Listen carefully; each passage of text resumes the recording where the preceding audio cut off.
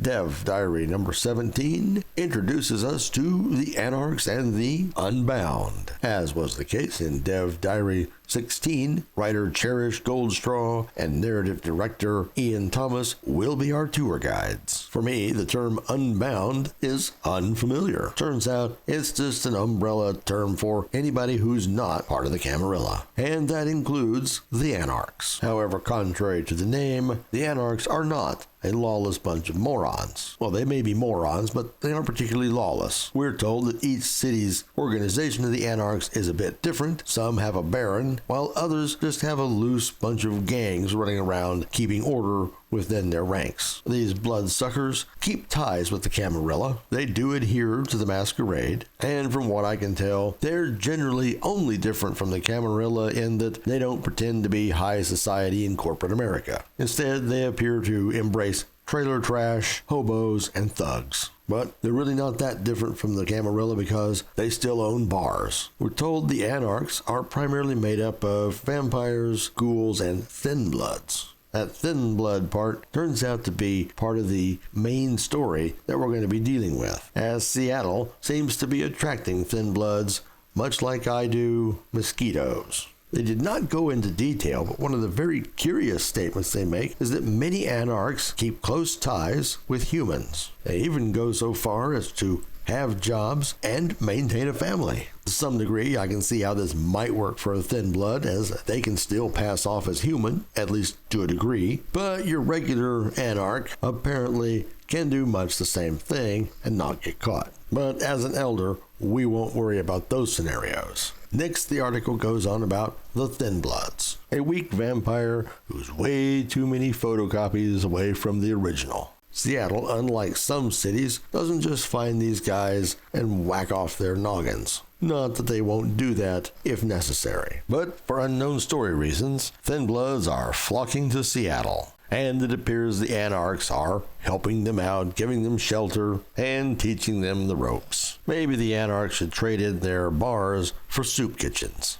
Next, the devs do confirm that Fire, yep, it's a horrible name, will become the new sheriff. And there's going to be a whole lot of work to be done negotiating between the various factions of Anarchs, Thin Bloods, and the Camarilla, and the sheriff is going to be smack dab in the middle. This brings us back around to old Benny from the Camarilla, who is the current sheriff. I kind of hope there's more than one way to deal with that guy, just so we have interesting story beats and maybe some replayability. As for the interesting people, we have the leader of the Anarchs, a Bruja named Katsumi Ishizaki. They tell us she takes a very active role in protecting Anarchs and the Thin Bloods that she considers under her care. Not so unlike Nines from the original game, who did interfere on our PC's behalf more than once, even if my main character was frickin' nuts. Since she has a stethoscope, and I'm assuming that vampires really don't need one of those, is she treating live humans? And is she able to heal what's on her face,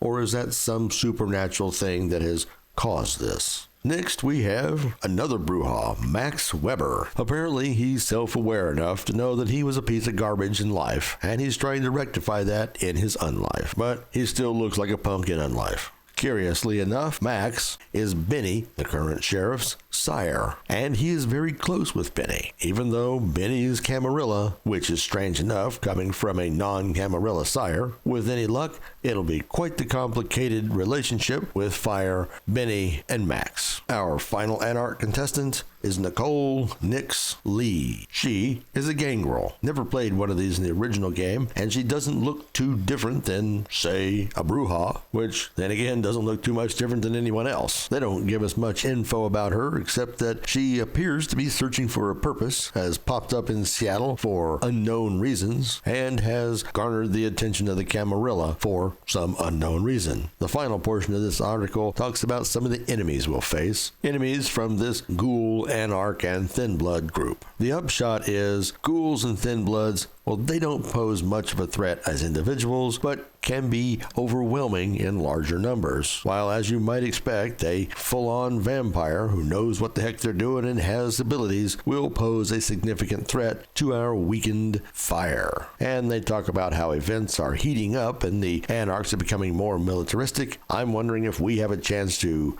tamp that down or throw gasoline on that fire. The final image of this article is a regular who's who of Mad Max rejects. These guys aren't going to stand out in a crowd anywhere in Seattle. Then again, these days, they just might not. Lastly, they go over what's upcoming. September 25th is World Building. October 9th is Hunting and Feeding. And on the 23rd, they go over Blood Resonance. That'll do it for Dev Diary 17. Leave us your comments below, and remember, like and subscribe. Thanks for watching.